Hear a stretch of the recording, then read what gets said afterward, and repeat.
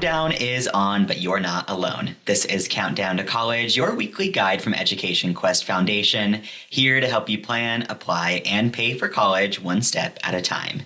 I'm your host, Gage, and today I am happy to be joined by Bri Vander Vorst, Director of College Counseling and Guidance at Brownell Talbot College Preparatory School. Hi, Bri. Thank you for joining us on the podcast.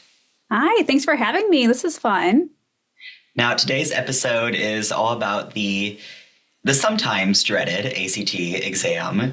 So today we're going to break down, why it actually matters, when it's worth stressing over, and how students can really use it to their advantage. So, Bri, let's just start with kind of the big picture first. Why do students still take ACT, and how relevant is the exam today with, more colleges becoming test optional?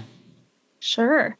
Well, I would say that most people in our audience for this podcast are from Nebraska, but this is true in many states that Nebraska is an ACT state. So our juniors in public schools for sure, and some privates as well, are required to take it to graduate.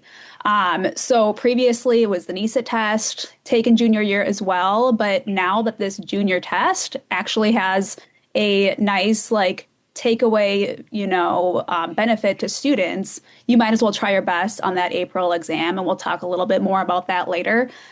So at the very baseline, you're going to be taking it anyway if you're a junior student in Nebraska or other ACT states. So when I'm kind of thinking about the why behind, I work in a private school that does not require the ACT or SAT to graduate, but we do advise all of our students to take it. And we just want to keep doors open. Philosophically, we want to make sure all doors are open to students so that they can make the best choice for them when the time comes. And so if students are even thinking about applying to a four-year university or college, having that test score is important not only for admission, but also scholarships, even if they are test optional. We'll talk about more details on that later. But we advise taking at least one before graduation so you kind of have that in your back pocket. So when thinking about the relevance of the test overall, that is kind of tricky to answer because it's not super clear cut and we can't really tell the future as a student who's a junior necessarily. So if you're kind of thinking about all your options, and you're like, I might go to Metro and do a certificate program or an apprenticeship, or I might go to UNL or UNO, I always recommend doing that ACT to make sure that you have something ready to apply. So another thing to consider that a lot of students don't really consider is international schools. So even though the test optional landscape is pretty widespread in the United States, outside the US, it is very based on testing. It's very black and white. And so there are cut scores for ACT or SAT or AP exams, IB exams, all of that to be admitted. And clear is kind. I kind of appreciate that. But that's just something to consider if you're even thinking back of mind that I might want to go elsewhere. So the test can be either highly relevant to you or not super relevant, but regardless, keeping doors open is important in my opinion. Yeah, and you are right. It is changing all the time because the year after I had graduated high school is when they started introducing composite scores for multiple tests, which is something I was like, well, I wish I would have had that, but that's okay. Yeah. Now, we talked about it already. Nebraska juniors will be taking the ACT. How should families think about that timing and a student's overall kind of college plan? Yeah, absolutely. So typically students will take that ACT in April if they're taking it through their school as part of their graduation requirement. Similarly, at our school, we recommend that students take their first test in the spring of their junior year. My hope for students is that this is big picture, best case scenario, is that they set a goal in their mind of what score they want and they are done testing before they are seniors in high school. So that means junior year, spring, maybe the summer, and then they can just enjoy their senior year without thinking about the test. That doesn't always happen, and our colleges here in Nebraska definitely are open to having seniors test up through the February test date. And most other colleges are open through, December-ish. So you truly do have more of a runway than that. But my ideal situation for students and thinking about their mental health and their bandwidth and what high school should be, not just a time to test, and enjoy. I recommend starting it junior year taking one in April, maybe taking a second one to hit your goal if you wanted to increase that score in June or July, and then hopefully being done. And then you have some time in the fall for cleanup if you really need to, or do some additional preparation. And now correct me if I'm wrong, because it's been a second, since I've been in the high school world. Is the junior year test still free, or is that a different test date? I can't quite remember. If it is the April test date that your public school is providing for you, and some private schools I know also provide it within the test day, then it likely is free, or if it's a private school, it's part of your tuition, or maybe they bill you for it. But the school pays for it, and the state, it's a whole state situation where they have a contract with the state of Nebraska and ACT. So doing well on that first one is important because it's free to you too. And sometimes there's even preparation provided by the school for free as well leading up to that test, because they truly want students to do well and have a lot to take away from it. So it's not just to keep their accreditation and making sure that students are on track. It's you have a college reportable score, you might as well take advantage of that opportunity when you have it provided to you. Yeah, and we'll get more into kind of the prep side of things here in a little bit. But for now, we've talked about, colleges being test optional. And even when a college is test optional, why can earning a strong ACT score still matter? Yeah, I am always in favor of student putting their best foot forward all the time. So if you happen to be a strong test taker, that is an awesome skill to have, like good for you. Some students can just easily do it, and many others have to practice that skill. So if you are somebody who just naturally has that skill, or you've practiced really hard and have a strong score, even submitting it to a test optional school can only help you. It's not going to hurt you. So what we have our students do is look at the middle 50th percentile of admitted students at that school. So if you look at the school's testing averages, you want yours to kind of fall within that middle, that half that's in the middle. So they accept people in the lower 25th, they accept people in the higher 25th, but if you're right there in the middle and you're comfortable, or you're on the high end, definitely submit. If you're somebody who's okay, maybe their average is a 26 to a 28, so more selective school, and I'm currently at a 22, kind of thinking about that, you have to think about your GPA as well attached to that. So is my GPA super high? Then maybe at a test optional school, I would hold back that score unless my ACT is within that middle 50th percentile. On the flip side, if you had kind of a bumpy high school experience, maybe some ups and downs with your grades, maybe your GPA is not where you really hoped it would be by the time you're done with junior year, but you have a solid test score, that can be another way to kind of balance the tables as well when you submit testing with your GPA, because your GPA goes no matter what. Everybody wants that. So having a strong test score can also help the college realize that you're within their middle 50th percentile in the test score if you're not already there with the GPA. So that's just kind of something where if you're test optional, putting your best foot forward no matter what the situation is important. Now, Bri, we'd already talked about just a little bit about how the ACT can be used for, scholarship decisions. It's not just about the college. What kind of impact can a higher score have on a student's financial aid options? Yeah, this is where I don't love the fact that there is a little bit of pressure on the score, especially for students where this doesn't come naturally. But this is where there is a little bit of pressure on that score to get a higher score, because you can get increased scholarship potential at many schools. So many schools, even the test optional ones, might use test scores to award scholarships. So they might be test optional for admission. You might be admitted, but you need to have a score for their scholarship grid. There's some schools like that.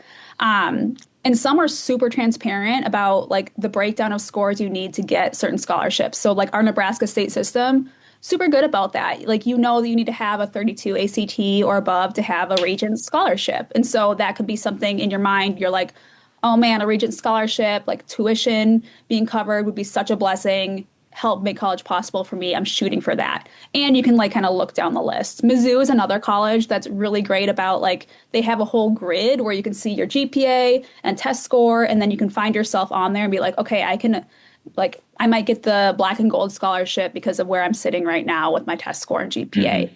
And then you kind of use that to decide, okay, do I want to take another test? Do I want to prep for it? Because what do I need to have to get into the next category. So like clear is kind. We always, as school counselors, advocate for like being as clear as possible with students about what they need to do to get the scores that they want or to get the scholarship potential that they want. And so like need-based, like the financial aid is kind of a separate thing than the merit-based aid. So the merit-based aid is just based on your profile. It does not matter what your family's financial situation is.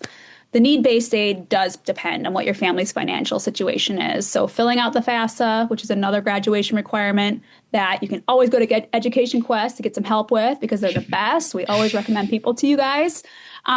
But that is what determines your need-based aid eligibility. So sometimes that's a gray area for students where you might be eligible for aid, but the amount of aid you get sometimes does matter, like with your actual academic profile.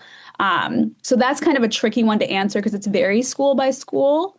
And then like truly what we always tell students is like admissions and financial aid, like those offices want to make your attendance at their university possible. They're going to do everything they can to make sure that you can attend there and that it can, be a financial fit for you. And so they're going to take anything that they can from your file to argue, for you.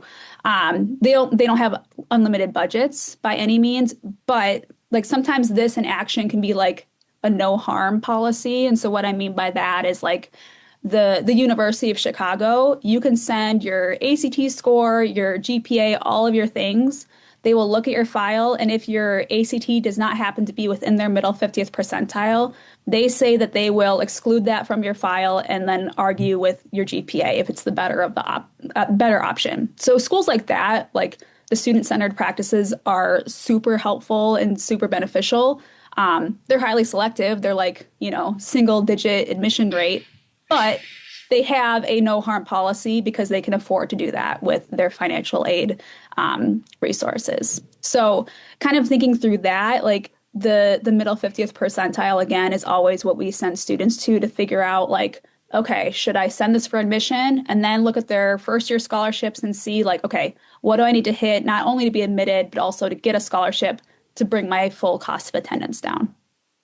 Yeah, that is we've done a couple episodes on, your college search and how to research for colleges and what to keep looking at. And it is good to keep in mind like their, ACT score benchmarks for, scholarships, stuff like that, regents, just so you can have something to aim for. Just because I remember when I was taking it, I was like, what does this number mean? What am I even taking this test for? But when I can see that number, I'm like, okay, I just need to hit a 32 and I'll be good. Mm-hmm. But speaking of that, let's talk a little bit more about prep, because I know I was not much of a test taker before I took my ACT for the first time, and some of the prep options really ended up helping me out. So what kind of ACT prep options are out there, from free resources to paid services, and what kind of actually makes a difference? Absolutely. I think the single most important thing with test preparation is that the student has to be committed to it themselves. Like sitting through a test prep course when you are kind of, as a student, you are kind of like disengaged or feeling like it's drudgery to be there, which even if you might feel that way because you don't love testing, really locking in and just like taking advantage of that opportunity is the best way to make any sort of improvement. Because otherwise it'll just be a waste of time. Even just sitting there taking the exam with your junior cohort, that is preparation. Every time you take a test, it further prepares you for the next one. So that's that student like taking that mental engagement, that's the first step. So second step is deciding like what like resources you want to use to prepare. So like free preparation, ACT has some practice tests on their website. Like sometimes I'll pull PDFs off of there for students. They have answer keys from retired tests, and those can be good opportunities to just like take the test, check your answer, put it within the time frame, like because I think a lot of times students can do the test well, but they are timed. And so that's the issues. They run out of time. So really kind of keeping with that like endurance and working your way up to that and self-studying in that way is pretty important. And so I always, tell students that as you get closer to the test, if you're just studying on your own for free, doing a full section at a time, maybe on a Saturday, so you can really devote yourself to it within the time frame that ACT usually allows with the same number of questions and just checking your progress there. And then working your way up to like a full length test and just kind of seeing how it goes. So some school districts will also pay for preparation. So maybe they contract with somebody like John Baylor onto college or Aim High or Three Moms and a Test. Those are the popular ones. So if your school district pays for that, that is something that is like super beneficial to you because it could be pricey if you pay on your own. So really engaging in that if that is an opportunity. Since my school does not aim for one specific test date, each student kind of takes their own adventure, whether that's SAT or ACT and all of that. We usually send out your, like the Education Quest list of different resources. And so if you want to link that in the show notes, that'd be awesome. But the most popular ones with our students are Three Moms and a Test, On to College, and Aim High. Some students do some private tutoring as well, just individually, but it really just is a case-by-case basis with whatever the financial situation is of the family, what they want to do. But regardless of what, type of test prep you're going to do, whether it's free, whether it's on your own or with a class, my last recommendation is making sure that it ends right before the test. Sometimes families are like, well, we have time this summer, so I'm going to have you prep in the summer, but I'm not going to take it again, like the actual test until like December or something like that. And you're just kind of losing a little bit of ground there. It can still work. Like preparation is better than no preparation at all. But if you really want to get a bang for your buck or your time, having that preparation end right before the test is statistically just a better situation for you. Yeah. And I'll definitely make sure those resources are linked in our show notes. But that kind of leads into my next question, actually. Is paying for ACT prep worth it? I know that's kind of a loaded question. And how can families, decide whether a prep course or a tutor is a good investment? Yeah. I am going to be annoying and say it depends because it really truly does depend. I mean, a lot of this, like the relevancy of the test depends. Whether or not you want to pay for preparation also depends. So when you're considering this question, which many of the families that I talk to are considering this, the first thing to think about again is like, is it the student that wants to do it? So it can't be like mom and dad saying like, we're signing you up. You got to go here once a week or twice a week for a couple of weeks. Like it has to be the student being like, I'm bought in, let's do this. Even if the parent is the one paying for it, the student has to be bought in. So that's thing one. Thing two is thinking about time. So what kind of bandwidth does the student have? Are they in the thick of basketball season right now and they just can't go to a class during the week? So you're going to have to do it like another time. What time of year is it when you're practicing or prepping for your AP exams maybe in the spring or IB? Just kind of thinking about what else is happening with the student and fitting it in when it works best, when they have a clear mind and they're ready to really engage. I always caution against making test preparation like an extracurricular activity for you. Like, sure, you can spend some time doing this, but if it is like taking the majority of your time away from all the other things that make high school a time of like fun and also intellectual engagement, test prep can be slightly intellectual, but it's more so a like means to an end. Whereas like exploring like a new class or a new hobby or building a new skill, that is a differentiator in college admissions. So I'd much rather students be doing that with their time than just sitting in test prep. So just making sure you're balancing that and having more to your day than just school and test prep and sleep, hopefully sleep. And then finally, budget. So thinking about how much your family can budget or how much you're willing to spend on it is another thing to think about. And there's a range of what you can do. Even within those companies I mentioned earlier, you could do like classes and you could also do individual, like all of that has different price tags.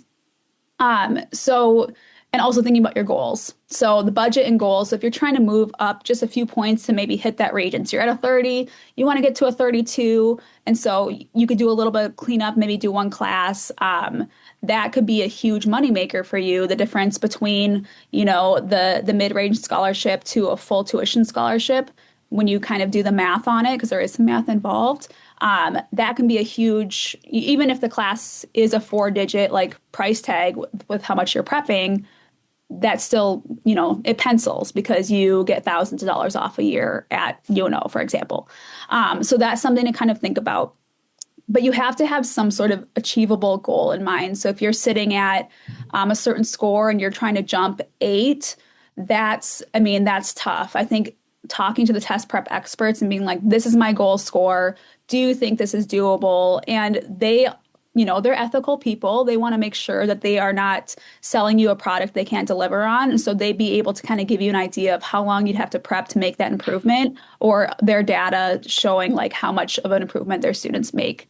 So kind of thinking about that is also, before you want to invest, think about what is the point of this. If it's only just to get a fancy score that you can feel good about, I mean, that's up to you too, but just kind of thinking about the financial costs and the time that it goes in is something to consider.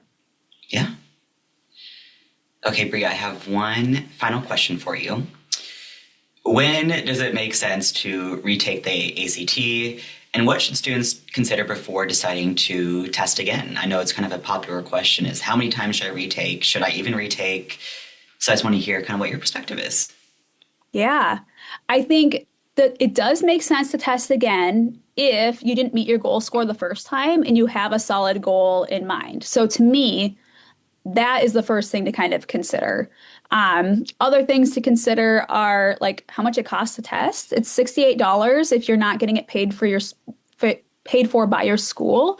So depending on your family's budget, there are fee waivers if you qualify for free and reduced lunch. So that can, adjust, your budget and things when you're thinking about how many times you want to test. But that's something to think about. $68 is a lot of money.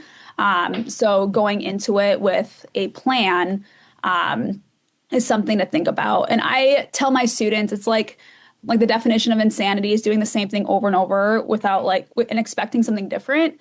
Like you have to do something different before your next test. So instead of if you go in cold to the first one, that can work for some students. That's fine if you're planning to take that test again. And so if you go into the second one without doing anything in between, it's very likely, if the tests are as valid as they say they are, you should be getting a similar score test to test. So that's when you kind of think about that preparation. Like, what am I going to do different between this first test and the second test in order to increase my score? Otherwise, you're just spending 3 hours on a Saturday taking a test, and that's no fun for anybody, unless you feel like you're going in, you feel confident that you're going to hit your score. So it's very individual. I advise students to operate in a way that they feel that they won't have any regrets either. So if you think testing again is something you're interested in doing, then do that additional preparation. And if you reach your goals, then also give yourself permission to stop. And that's also a family decision too. So some students continue to test all the way through because they find it fun. There is a small section of people that are just this is a game that I want to win. And so I'm going to it's me versus the test. And that's super fun. But many students, especially if they're not naturally great test takers, it can be a real challenge and a mental health challenge too, because it feels like there's pressure on it.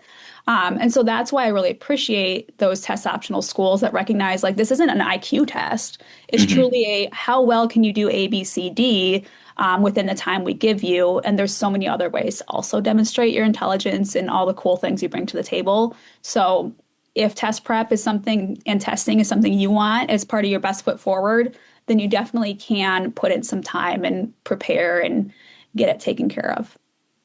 Yeah, and I do what you said about, making sure you don't have regrets. If you're going to go retake a test, go retake it.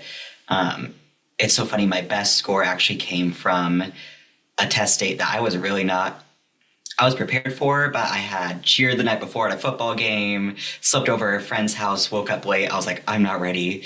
Maybe I shouldn't even retake it today. And then it ended up being my best test score day. So it all works out. You locked in when you were there. It worked. Yeah. I know. And thinking about when you're testing too, that's something where our our prom happens to be on the same day as the SAT, and this is like every single year this happens. And yeah, sometimes it works out great, and other times it's like, oh man, like that I'm gonna have to test again anyway. Let's just, move the test or whatever. But yeah, it's tough. You guys, like high schoolers have a lot going on. So yeah, doing your very best, no matter how prepared you feel in the moment, could be great, right? Okay, well, that wraps us up. Thank you again, Bri, for joining us. Absolutely. Thanks for inviting me, Gage. And to our audience, if you ever have any questions with anything college related, you can contact an Education Quest office near you for free help. You can find our contact information or schedule an appointment on educationquest.org. And like Bri mentioned earlier, I'll link some of those ACT resources down in the show notes. And while you are there, you can also sign up for the weekly Countdown to College email that is filled with college tips and tricks. And finally, just help us get this message out to as many students and families as possible by subscribing to this podcast on your favorite platform and hitting the like button on this episode. Thank you for watching and listening, and we will see you next week.